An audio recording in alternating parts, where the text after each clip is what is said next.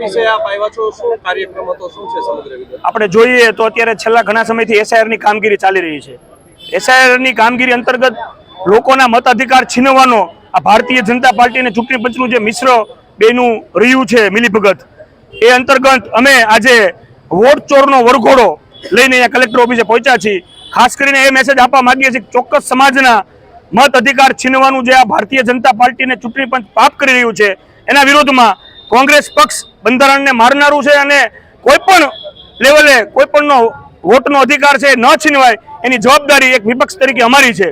આજરોજ અમે કલેક્ટરશ્રીને કહ્યું અને અમે એવિડન્સ આપ્યા કે આ ખોટા લોકોના નામે ફોર્મ રદ કરવાનો જે પરિપત્ર આપ્યો છે, જે અરજી આપી છે એ બહુ લાંબી છે અને સાવ ખોટી છે, વાહિયાત છે. એના ઉપર તાત્કાલિક ધોરણે લોકશાહી ઢબે ન્યાય સંહિતાને આધારે ગુનો દાખલ થવો જોઈએ અને એના ઉપર એફઆઈઆર થવી જોઈએ અને તમામે તમામ જે ખોટા ફોર્મ નંબર 7 જે જમા કરવામાં આવ્યા છે, જે બીએલઓની કામગીરી ઉપર શંકા ઊભી કરનારા છે, પોતે સરકારી માણસો જે બીએલઓ નિષ્ઠાથી કામગીરી કરી હોય એના ઉપર આ સવાલનું એક કામ છે. એના વિરુદ્ધમાં આજે કોંગ્રેસ પક્ષે કલેક્ટરશ્રીને ચોખ્ખા શબ્દમાં કીધું એક પણ વોટ અમે કાપવા દઈએ નહીં.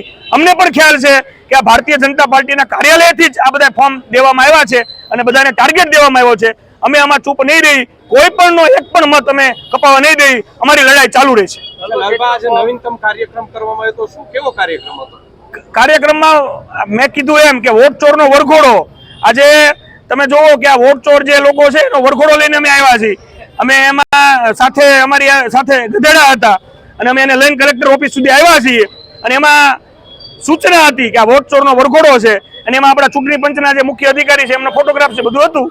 લાલબા, કેટલા ફોર્મ તમારા ધ્યાને આવ્યા છે? ફોર્મ નંબર 7 ભરવાના છે. આ લોકોએ બલ્કમાં ફોર્મ આપ્યા છે. સમગ્ર જિલ્લાની વાત કરો તો હજારોની સંખ્યામાં છે, પણ આવા એક પણ ફોર્મ સાચું નથી. કારણ કે જે પણ બીએલઓએ પહેલા કામગીરી કરી છે એ બધી પરફેક્ટ કામગીરી કરેલી છે, તો એમાં શંકા ઊભી કરવાનો ક્યાં પ્રશ્ન છે? પણ મૂળ પોતાના વોટ આવી રીતે જ આ લોકો ભારતીય જનતા પાર્ટી ચૂંટણી જીતે છે. આવી દરેક પ્રકારની ચોરી કરીને, સીમાંકનની ચોરી હોય, આવી રીતે કોંગ્રેસ પ્રેરિત મતદારોની ચોરી હોય, આ કરીને જ ભારતીય જનતા પાર્ટી ચૂંટણી જીતતી હોય છે. લાલબા, આજે જે વિરોધ પ્રદર્શન કરવામાં આવ્યું તેમાં મૂંગો પશુ છે ગધેડાને લાવવામાં આવ્યો તો પોલીસ અને કોંગ્રેસ વચ્ચે ગધેડો પીસાઈ ગયો હતો? નહીં, બિલકુલ નહીં. અમે જે પણ લોકોને જે ગધેડાને લઈને આવ્યા હોય એને અમે પીસાવા ન દઈ, એને શાંતિપૂર્ણ રીતે તેની જગ્યાએ પરત કરવામાં આવ્યો છે.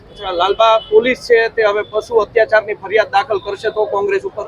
આમાં પશુ અત્યાચારનો પ્રશ્ન જ નથી. કરશે તો કોંગ્રેસ? આમાં પ્રશ્ન જ નથી એવો. છતાં કોંગ્રેસનો કેવો એમ નહીં, અત્યાચાર કોને કર્યો મીડિયા માધ્યમે બધું જોયું છે. ખરે તો કોંગ્રેસનો શું મિજાજ રહેશે? કોંગ્રેસનો મિજાજ ગરમ જ રહેશે.